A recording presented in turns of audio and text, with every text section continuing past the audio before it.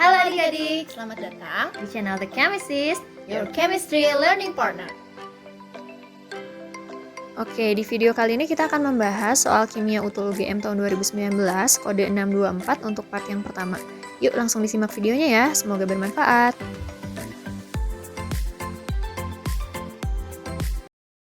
Oke, untuk soal yang pertama nomor 36 diketahui pH larutan jenuh MOH 2 kali adalah 10 plus log 2 yang ditanyakan kelarutan pada pH 13 adalah berapa?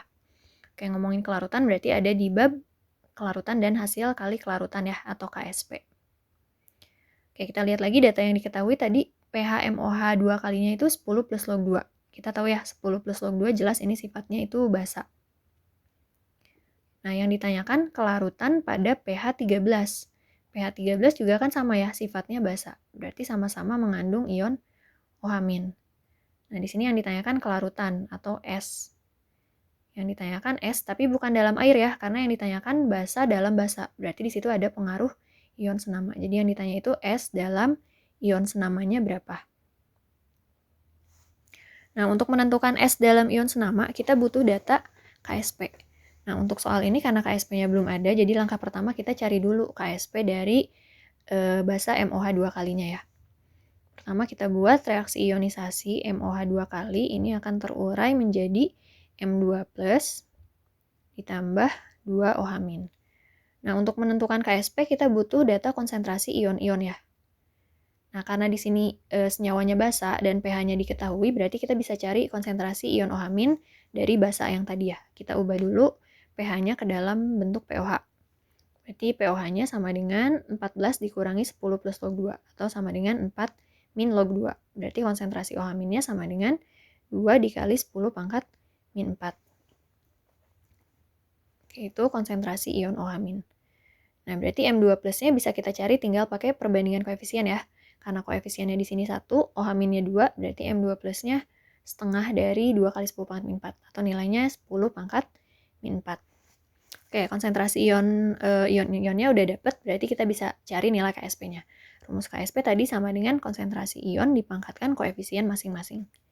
Berarti untuk reaksi ini, rumus KSP-nya itu sama dengan KSP sama dengan konsentrasi M2 plus pangkat 1 ya, koefisiennya 1 dikalikan konsentrasi OH- pangkat koefisiennya 2. Oke, kita masukin nilainya 10 pangkat min 4 dikali 2 kali 10 pangkat min 4 pangkat 2. Berarti nilainya sama dengan 4 kali 10 pangkat min 12. Oke, udah dapet nih ya nilai KSP-nya. Berarti kita bisa cari nilai S dalam ion senama. Oke, pertama sama ya, kita cari dulu, kita tulis lagi reaksi ionisasinya. Reaksi ionisasinya sama kayak yang tadi. Nah, kalau misalnya MOH 2 kalinya dalam air, misalnya MOH 2 kali punya kelarutan S, M2 plusnya juga itu S, OH-nya berarti 2S ya, karena koefisiennya 2. Ini kalau dilarutkannya dalam air, berarti konsentrasi ion OH-nya itu cuma berasal dari OH- yang tadi ya, yang 2S itu. Tapi karena di sini dilarutkannya dalam basa, pH-nya 13, berarti konsentrasi OH-nya tuh bukan cuma berasal dari yang 2S, tapi kita hitung juga OH- dari pH 13 ini ya. Berarti pOH-nya 1, konsentrasi OH-nya 10 pangkat min 1. Jadi konsentrasi OH-nya harus kita jumlahin ya, 2S ditambah 10 pangkat min 1 dari larutan yang pH-nya 13 tadi. Nah, cuman kalau kita hitung nilainya, 2S itu kan 2 kali 10 pangkat min 4 ya nilainya itu, berarti 0,0002 ditambah 10 pangkat min 1, 0,1. Nah, berarti kan 0,1002. Nah, angka 2 di sini kan berarti kecil ya, relatif kecil gitu. Jadi bisa kita abaikan aja yang 2-nya itu, karena nilainya sangat kecil. Artinya si 2S ini boleh kita abaikan. Jadi konsentrasi OH-nya karena 2S-nya diabaikan, langsung kita ganti sama 10 pangkat min 1 ya, pengaruh dari ion senama tadi. Nah, sekarang buat nyari S, berarti kita balik lagi ke rumus KSP-nya ya. Rumus KSP-nya juga masih sama. Nah, nilai KSP itu kan tetapan, jadi selama suhunya nggak berubah, nilai KSP-nya mau dilarutkan dalam apapun nilainya sama ya. Jadi tetap nilai KSP-nya pakai yang tadi kita cari, 4 kali 10 pangkat min 12. M2 plusnya itu S yang kita cari, dikali konsentrasi OH-nya 10 pangkat min 1, dipangkatkan 2. Berarti dapat ya nilai S-nya itu sama dengan 4 kali 10 pangkat min 10. S di sini itu adalah konsentrasi M2 plus ya, tapi nilainya sama juga dengan S MOH 2 kalinya. Berarti kelarutan MOH 2 kalinya itu sama dengan 4 kali 10 pangkat min 10. Yang B ya. Oke, lanjut nomor 37. Di sini diketahui molalitas senyawa berikut ini sama. Yang ditanyakan yang memiliki titik didih paling tinggi. Oke, ngomongin titik didih berarti ini ada di bab sifat koligatif larutan ya.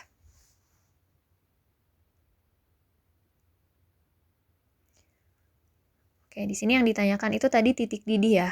Yang titik didihnya tertinggi atau yang nilai TB-nya paling besar.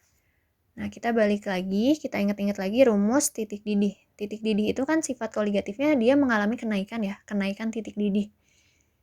Berarti rumusnya TB itu sama dengan TB0 ditambah delta TB. TB0-nya tuh titik didih pelarut murni. Berarti kalau pelarutnya air nilainya semuanya sama ya. Nah, berarti yang memengaruhi TB itu adalah nilai delta TB-nya. Karena di sini tandanya positif bertambah, berarti hubungan TB sama delta TB itu berbanding lurus ya. Kalau misalnya kita mau nyari yang nilai TB-nya tinggi, berarti kita cari juga yang nilai delta TB-nya tinggi. Nah, beda sama titik beku. Kalau titik beku kan sifatnya turun ya, penurunan titik beku. Nah, berarti rumusnya TF itu sama dengan TF0 dikurang delta TF. Nah, karena di sini dikurang, minus, berarti hubungan TF sama delta TF itu berbanding terbalik ya. Jadi kalau misalnya yang ditanya titik beku tertinggi, kita justru cari yang nilai delta TF-nya paling rendah. Itu untuk titik beku. Oke, kita balik lagi ke soal ya, yang ditanyakan titik didih. Berarti kita lihat dari nilai delta TB-nya. Rumusnya kan delta TB sama dengan M dikali KB dikali I. Nah, tadi di kalimat yang pertama ada keterangan molalitas senyawanya tuh kan sama. Berarti M-nya sama. Berarti nggak ngaruh ya nilai M. Kita coret aja. Terus KB juga kan tetapan ya. Jadi nilainya juga sama, kita coret. Nah, jadi yang ngaruh di delta TB-nya itu cuman I ya untuk soal ini. Nah, hubungannya dia berbanding lurus ya. Jadi kalau delta TB-nya besar, kita cari yang nilai I-nya paling besar. Nah, I itu apa? I itu adalah faktor Van Hoff. Atau rumusnya, I itu sama dengan 1 ditambah N-1 dikali alfa. Sebenarnya rumusnya ini ya. N-nya itu jumlah ion, alfanya derajat ionisasi. Tapi kalau misalnya di soal nggak ada data alfa dan senyawanya elektrolit, berarti dia dianggap elektrolitnya kuat. Nah, untuk senyawa elektrolit kuat, nilai alfanya kan 1 ya, dia terurainya sempurna. Nah, jadi kalau alfa sama dengan 1 kita masukin ke persamaan tadi, kita dapat persamaan nilai I-nya itu bakalan sama dengan N atau sama dengan jumlah ionnya ya. Jadi untuk soal ini intinya kita cari nilai senyawa yang nilai jumlah ionnya paling banyak. Kita cek opsinya satu-satu ya. Opsi yang A, CaCl2. Nah, kalau terurai dia menghasilkan Ca2 plusnya 1 sama 2 Cl min. Berarti jumlah ionnya totalnya 3. Yang B akan menghasilkan Na plusnya 1, Br minnya 1. Jumlah ionnya 2. Yang C, Cu2 plusnya 1, SO4 2 minnya juga 1. Berarti jumlah ionnya 2 juga ya. Nah, kalau yang D ini kan CHO nih ya, ciri khas senyawa non-elektrolit itu ada CHO berderet. Berarti nggak terurai ya, nggak menghasilkan ion. Yang E, K plusnya 1, NO3 minnya 1. Berarti jumlah ionnya 2. Oke, kita cari yang paling banyak ya. Berarti jawabannya yang A.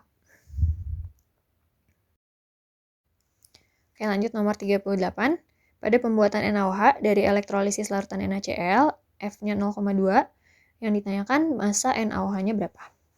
Oke, berarti ini ada di bab elektrokimia ya, tentang elektrolisis. Oke, tadi yang ditanyakan itu adalah banyaknya NaOH dalam satuan gram. NaOH dalam satuan gram berarti massa ya, W atau gram dari NaOH yang ditanya. Oke, karena di sini reaksinya elektrolisis, jadi pertama kita buat dulu reaksi elektrolisisnya ya.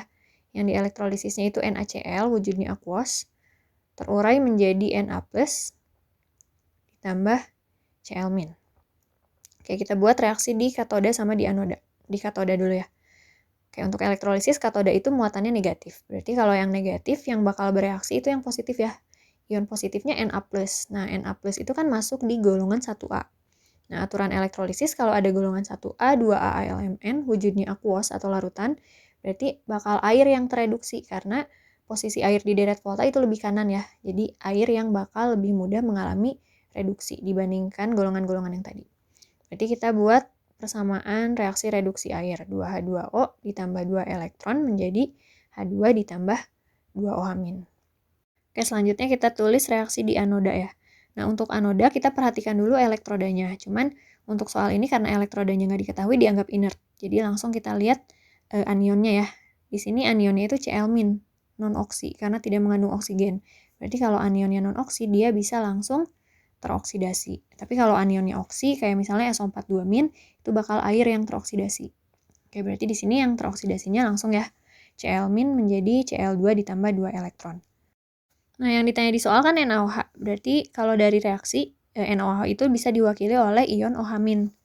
Jadi molnya kita lihat dari mol OH- ya. Cuma kenapa jadinya NaOH? Karena OH- ini bereaksi sama Na+ yang tadi tidak tereduksi ngebentuk NaOH.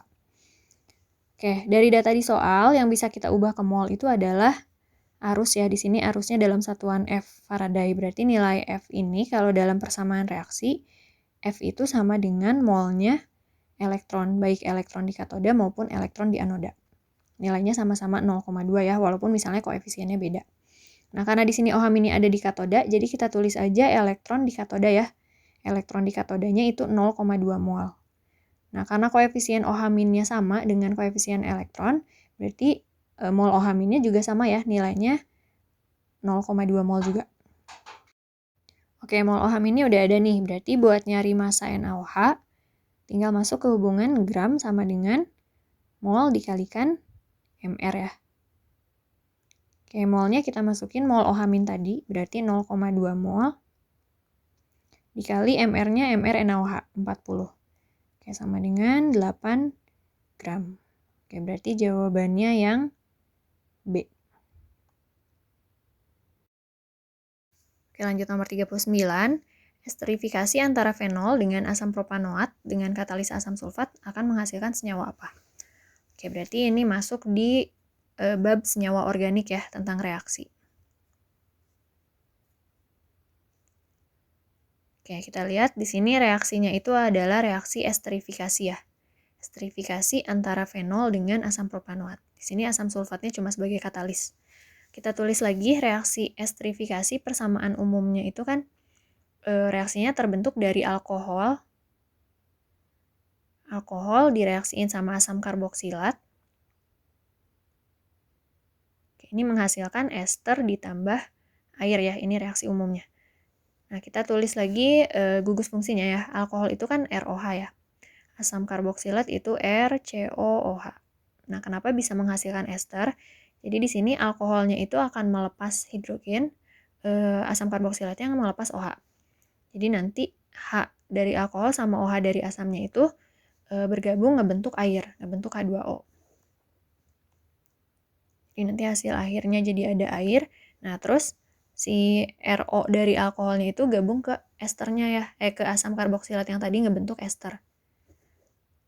Oke, di sini R dari alkoholnya kita tulis aja R aksen ya, biar beda. Jadi ini reaksinya substitusi ya, jadi tukeran. OR dari alkoholnya ngegantiin OH, jadinya RCOOR. Jadi R yang di sini berasal dari R alkohol ya. Oke, sekarang kita tulis senyawa yang ada di soal ya. Alkoholnya itu senyawanya fenol. Berarti fenol itu benzen. Benzen yang satu H-nya digantikan oleh OH. Oke, ini fenol direaksiin sama asam propanoat. Asam propanoat berarti C-nya itu ada 3 ya. Nah, berarti sama ya, nanti alkoholnya ngelepas H, karboksilatnya ngelepas OH, nanti ngebentuk air, sisanya O-nya masuk ya, O yang alkil dari alkoholnya ngegantiin OH-nya. Berarti senyawanya jadi ini langsung gabung ke yang tadi dari alkohol ya. Ditambah H2O. Oke, sekarang kita kasih nama. Ester itu kan alkil alkanoat ya namanya. Alkil alkanoat.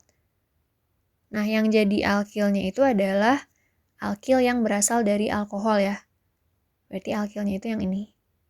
Yang berasal dari alkohol.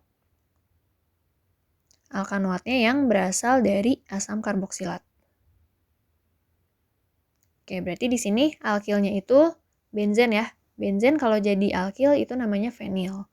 Berarti namanya jadi fenil. Alkanoatnya jumlah C-nya 3. Berarti 3 itu propa ya. Propanoat. Ditambah air ya, H2O. Berarti jawabannya yang A.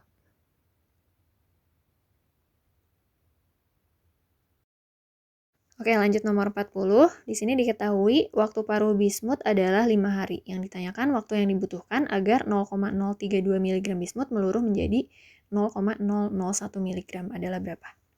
Oke, ini ngomongin waktu paruh, berarti masuk di bab radioaktif ya.